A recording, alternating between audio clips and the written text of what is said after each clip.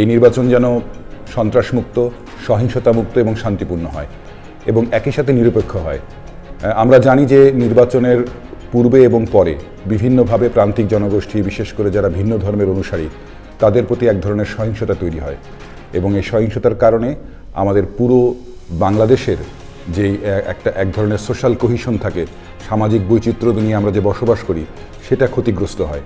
আমি চাই সকলের অধিকার সংরক্ষিত থাকুক এবং একই সাথে বিশেষ করে নারীরা, তারা যেন সহিংসতার শিকার না হন।